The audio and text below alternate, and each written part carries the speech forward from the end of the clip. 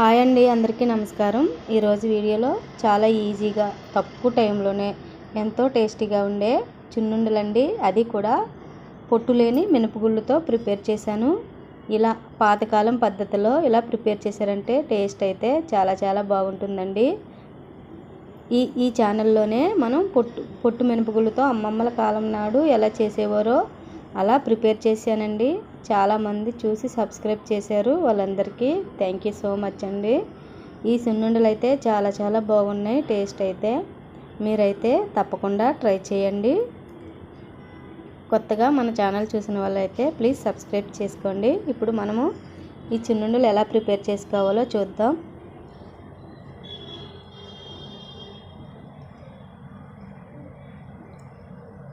చాలా బాగా వచ్చాయండి. ఇప్పుడు మనం ఎలా చేయాలో చూద్దాం. ముందుగా మనము 2 కప్పుల వరకు ఇలా పొట్టు లేని మినపగుళ్ళు తీసుకోండి. ఈజీగా ఉండాలి, తక్కువ టైంకి రావాలి అనుకుంటే ఇలా పొట్టు లేని మినపగుళ్ళు తీసుకోండి. ఈ ప్లేస్లో పొట్టున్న మినపగుళ్ళు అయితే ఇంకా టేస్ట్ అయితే చాలా బాగుంటుందండి. ఇలా 2 కప్పుల వరకు తీసుకోండి. ఇప్పుడు ఇందులోనే మనకి ఇవి పాడవకుండా ఉండడం కోసం ఏవేవో కలుపుతారండి. కెమికల్స్ పురుగు పట్టకుండా ఉండడానికి, పాడవకుండా ఉండటానికి ఏవేవో కలుపుతారు. ఇలా చేత్తో ప్రెస్ చేయడం వల్ల ఒకలాంటి లేయర్ వస్తుంది కదా, చూసారా? అది పోవాలంటే ఇందులో కొద్దిగా వాటర్ జల్లండి. ఇలా వాటర్ ఎక్కువ వద్దండి, కొద్దిగా వాటర్ జల్లినట్టు వేయండి. ఇలా వాటర్ జల్లినట్టు వేసి బాగా కలపండి. కలిపిన తర్వాత ఒక క్లాత్ తీసుకుని ఆ క్లాత్లో ఇవన్నీ వేసేసి మొత్తంగా క్లాత్తో తుడిచేయాలి. మనం వాటర్ జల్లాం కదండి, ఇవన్నీ ఈ విధంగా తుడిచేయాలి. వీడియోలో చూపించిన విధంగా ఇలా తుడిచేసి పక్కన పెట్టుకోవాలండి. ఇప్పుడు బద్దలు ఉంటాయి కదా, మినప బద్దలు, ఇవి 1 కప్పు వరకు తీసుకోవాలి. మినపప్పు పొట్టు మినపప్పు తీసుకుంటే బాగుంటుందండి. రెండు కలవడం వల్ల మామూలు పాతకాలం నాటి పద్ధతిలాగా టేస్టీగా వస్తాయి. ఇలా 1 కప్పు తీసుకుని 1/2 కప్పు వరకు బియ్యం తీసుకోవాలి. ఇలా తీసుకుని స్టవ్ మీద ప్యాన్ పెట్టుకుని చిన్న మంట మీదే ఇవి మినపగుళ్ళు, పొట్టు లేని మినపగుళ్ళు వేపుకోవాలండి. ఈ ప్లేస్లో పొట్టుతో ఉన్న మినపగుళ్ళు వేసుకుంటే చాలా బాగుంటుంది. ఇలా లైట్ బ్రౌన్ కలర్ వచ్చేంత వరకు ఫ్రై చేసుకోవాలి. చూసారా? వీడియోలో చూపించిన విధంగా బ్రౌన్ కలర్ రావాలండి. పెద్ద మంట పెట్టి వేపకూడదు, చిన్న మంట మీద వేపుకోవాలి. చూసారా? ఈ విధంగా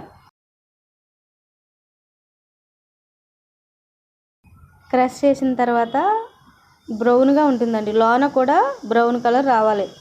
ఒక్కొక్కసారి స్పీడ్గా వేపేస్తే పైన వేగిపోద్ది, లోన వేగదండి. అందుకని చిన్న మంట మీద వేపుకోవాలి.